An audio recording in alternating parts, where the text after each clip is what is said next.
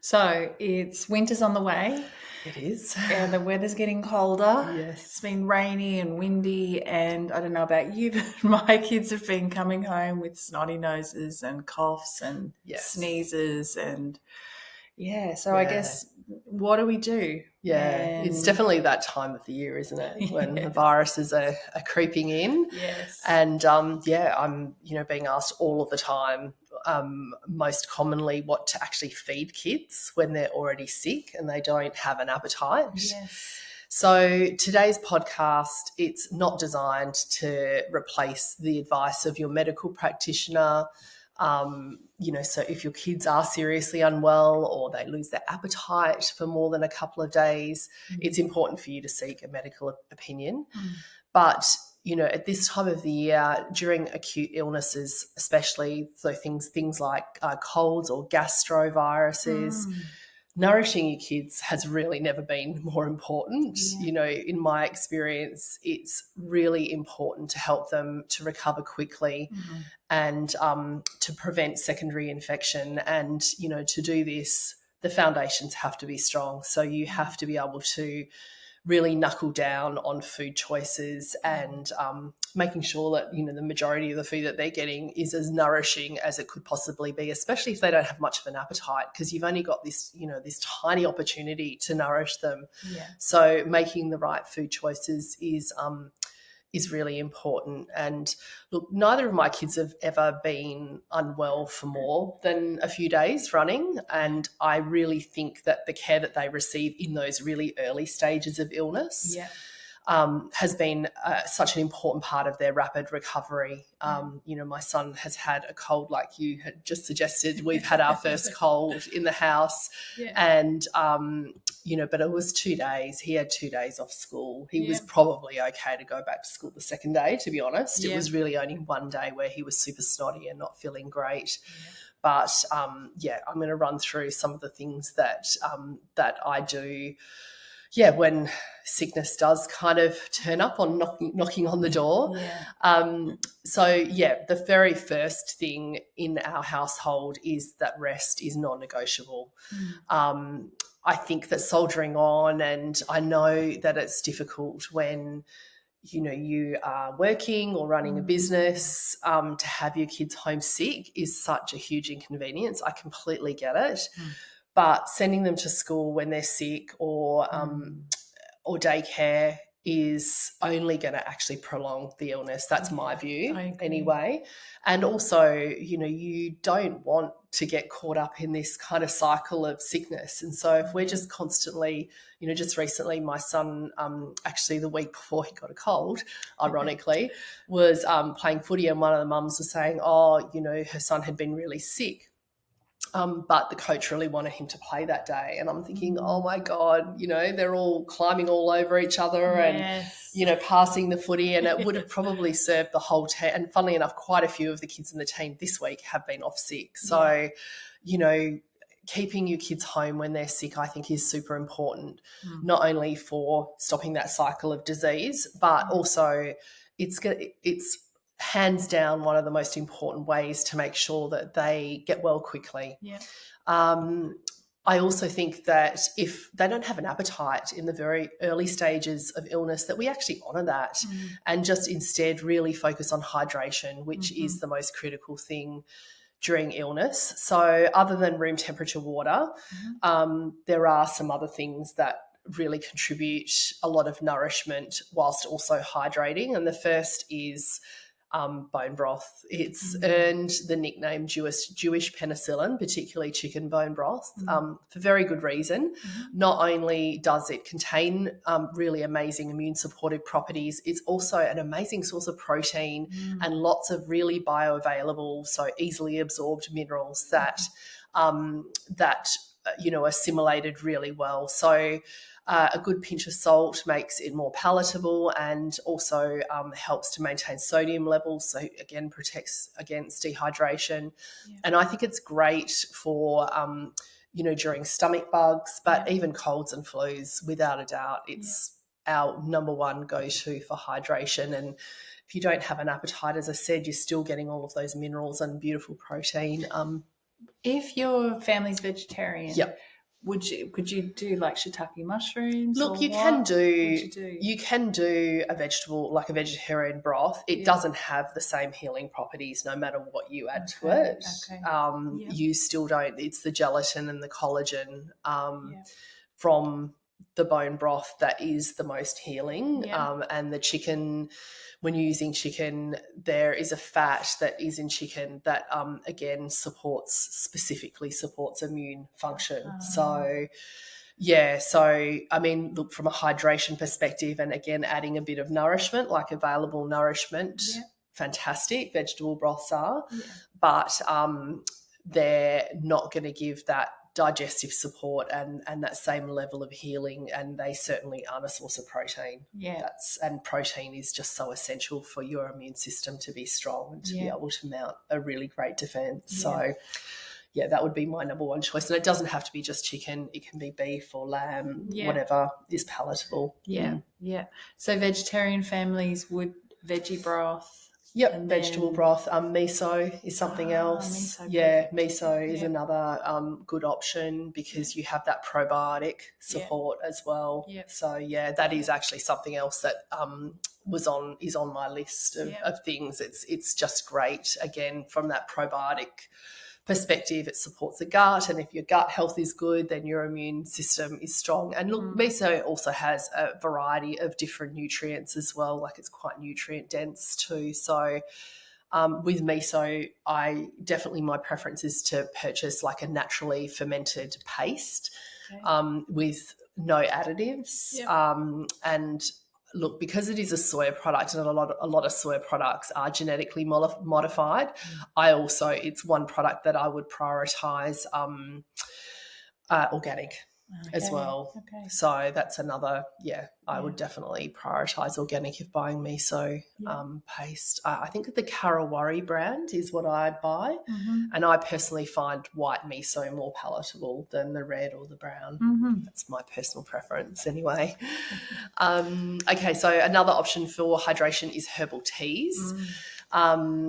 Sometimes, you just get sick of drinking water, like just plain water when you're sick. It's like, oh my God, I just can't drink any more water. And your taste buds you kind of feel like something that's got a bit of a flavour. And, ginger and peppermint tea are both great for digestion and also for respiratory illnesses. But really any non-caffeinated herbal tea is going to be beneficial. There's so many different options on the market, and I know obviously flavour is important. Like if you're not feeling well, you're not going to want to drink something that tastes gross to you. Yes. So, if you hate ginger tea is obviously not something that you're going to force your kids, or you would even drink yourself. So I personally make a little thermos. Like I have a thermos flask with a lid that's got like a button that you press to kind of sip out of, so it's liquid tight. And the reason I do that is because, often the kids are in bed lying down or on the couch, and it just avoids spills. It keeps the liquid warm as well for a lot longer. And, I can make like a larger volume, give them like, 750 ml and put it in the flask, and then they can just kind of sip out of it. And if they happen to fall asleep or drop it, it doesn't make a mess. So, that's something I invested in decades ago, and we've still got the same two thermoses that are still going. So, it's something that you only have to buy once during, generally. I also have an immune tea recipe that is on the website that is like my spin on the kind of hot lemon honey drink. So that's definitely something that, my family enjoy, and that goes in that thermos flask quite often. Coconut water is another option. It's got an impressive electrolyte composition, so it makes it perfect for supporting hydration. If you can't get the whole thing, I wish we could just get whole young coconuts. It astounds me, even in Queensland, when we've got all these coconut trees around us, that someone doesn't sell coconuts that are from here. But just if you are buying coconut, like as in a Tetra Pak of coconut, which most of us are, just get an unsweetened brand, like none of the ones, there are some that they add sugar to, so obviously that's counterproductive. I also sometimes add coconut water to herbal tea or to bone broth. I definitely make smoothies with coconut water, so that's another option. Also kombucha. You like, when I was little, I don't know about you, we would have like flat lemonade when we were sick, particularly for a stomach bug. Obviously kombucha is more medicinal because it actually has some gut supportive ingredients and probiotics. So diluting kombucha is another alternative to that kind of flat lemonade recipe. I like ginger and turmeric. That would be a really perfect combination for either a cold or a gastro, like an upset stomach. But yeah, generally I would kind of dilute it slightly because it can be quite punchy and rich if it's just straight. So adding some water or coconut water to that just reduces any kind of fizziness and any, that kind of strong feeling that you get sometimes from kombucha. So that's hydration covered, I think. Foods to offer. I think if your child has gastro, chances are they'll be without an appetite for at least 12 hours, if not 24 hours after their last vomit. So once you feel that they're actually over the worst of it and on the mend, there's no harm to gently start encouraging them or offering them to try some food. I really encourage people to let their kids guide them to what their little bodies are feeling like. I mean, we all know when you're not feeling well, you don't want to be told to eat something and it just doesn't appeal to you. Some of my family's favourites or some of our go-tos is soup. So, obviously made with bone broth once again. Something easy to digest. We sometimes might start with something really simple like bone broth, and then we'll put some rice or buckwheat noodles in there, or rice, like boiled rice mixed in with the broth, and maybe add, a little bit of broccoli or sweet potato or some sort of vegetable. Then again, kind of build on that, maybe add a bit of shredded chicken or, again, trying to get some more protein in there.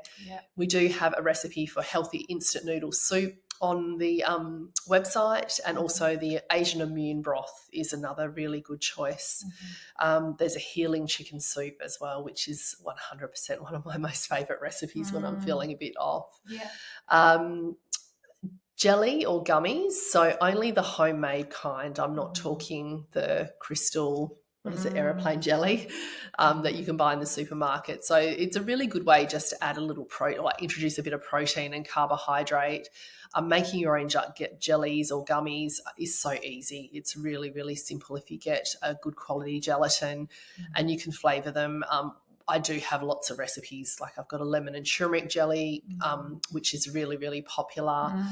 I think we've got an orange one, mango, a coconut chocolate one. So, you can also make gummies from things like coconut water, from kombucha, from cooled herbal teas as well. So, again, working with flavours that your child likes. So if your child loves like lemon, go with like a lemon-based one. Bananas are a really good source of potassium and they're good if kids have had gastro. A little remedy that's been passed down from my mum is banana mashed with just a tiny little bit of natural plain yogurt or kefir or coconut yogurt, and then a teaspoon of slippery elm powder.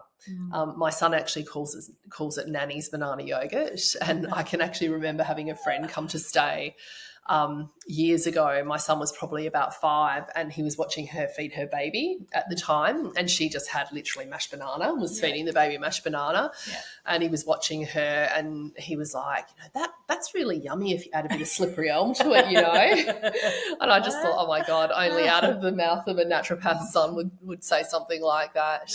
But I have to credit my mum with that recipe more than anything else. Slippery elm is just so soothing to the digestive tract. Lastly, bless you. Sorry.